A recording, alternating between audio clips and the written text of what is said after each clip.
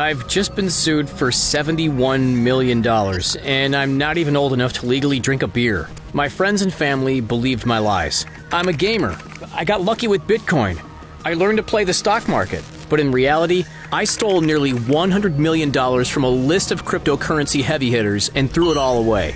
Buying lavish watches, popping bottles of champagne, and living the unforgiving high roller life. That's the wild story of the baby Al Capone, the privileged suburban New York teenager who swindled millions from innocent and unsuspecting civilians. Let's put ourselves in his shoes and see how this young criminal mastermind infiltrated the system.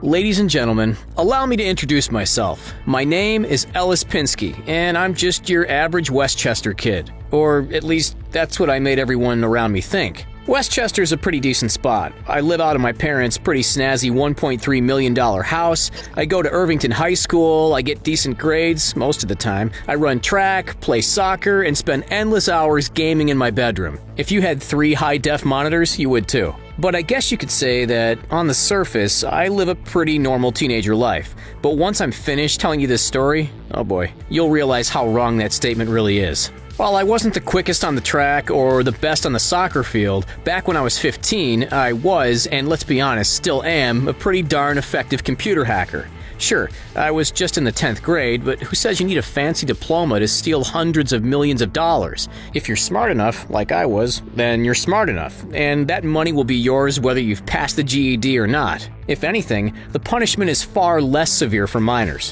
What was the worst that could have happened from hacking into a few phones? A slap on the wrist? Maybe a few hours of community service? Hey, orange looks good on me, so I really don't care. Well, in hindsight, I should have, because right now, I've got a multi-million-dollar lawsuit sitting on my friggin' desk.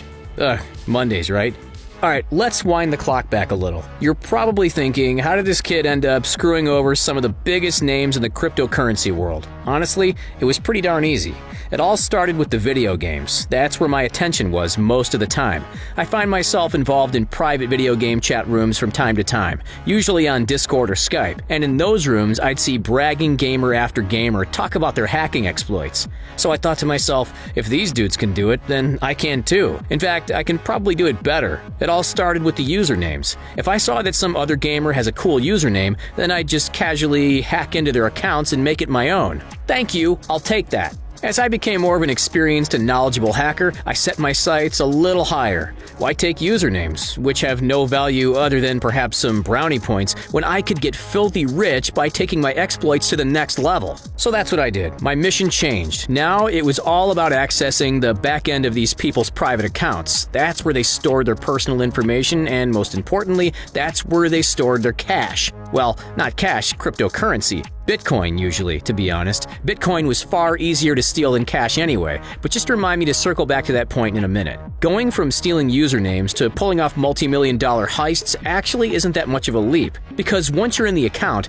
it's as easy as taking candy from a baby. Anyway, where was I? The hacking. While I definitely experimented with a few different methods, there was one core technique that proved successful. Without this technique, they would have never ended up in my pocket. It's called SIM swapping. Ever heard of it?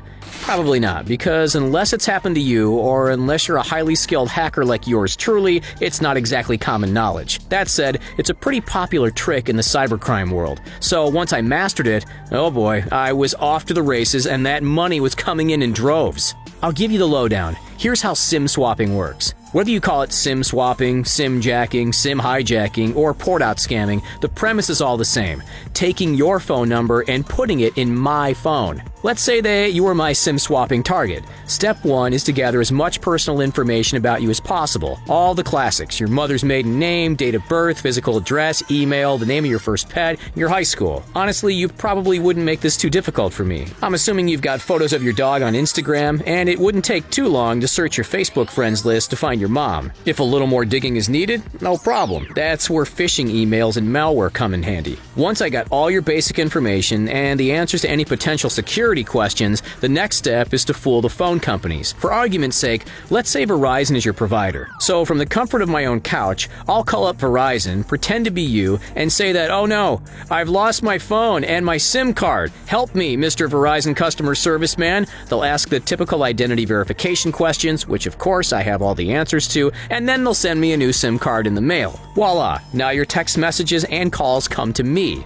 Alright, so you know how your bank sometimes sends a 4 or 5-digit code as a text message to your phone? That's called two-factor authorization. And now that I have your phone, that code is given to me on a silver platter. This technique also gives me the opportunity to remotely transfer your digital identity from your old SIM card to my new phone. This is how I stole cryptocurrency, from your copied phone. Credit where credit is due, though. I wasn't alone in my exploits. One of my collaborators was a dude by the name of Nick Truglia. Nick is a few years older than me and was a finance and economics major at Baruch College. But what really made Nick an asset was his ability to spot the vulnerable targets. He'd basically be responsible for gaining the phone numbers, and then I'd be the one executing the hack itself. Unfortunately, Nick got caught working on a different hack and is out on bail at the moment. Should have protected yourself better, eh, buddy boy?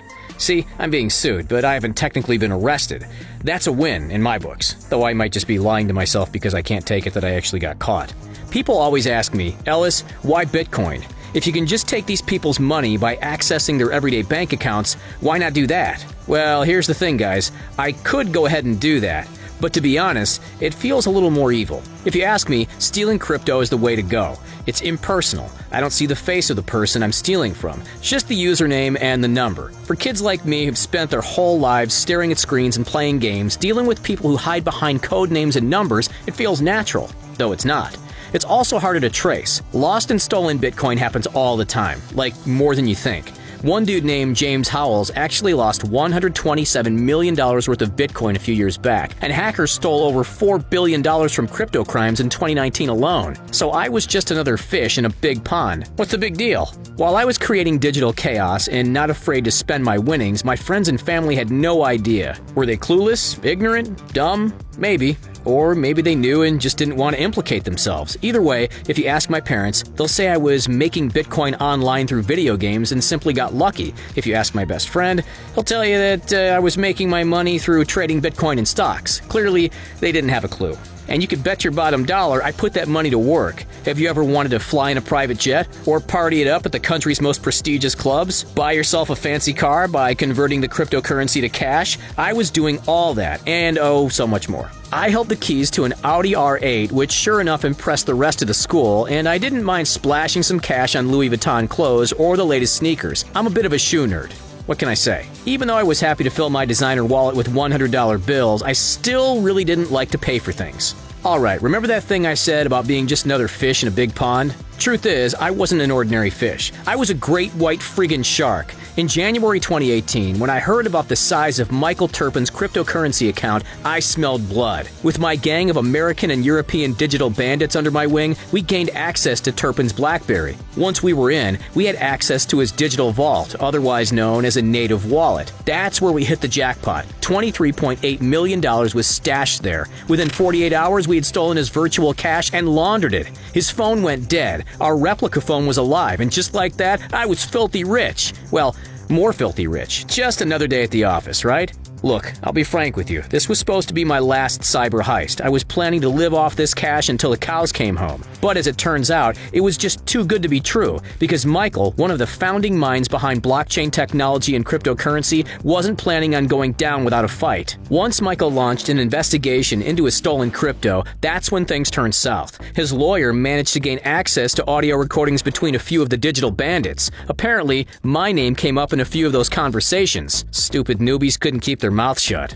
Eventually, Michael's lawyer reached out to my mother at her office, and from that point onward, we got our lawyers involved. He's now suing me over the theft of $23.8 million in digital currencies and asking for 3 times that in damages. The sly move here is that he waited 3 years, until I turned 18 and could legally be tried as an adult, to file the lawsuit. Not cool, man. Not cool at all.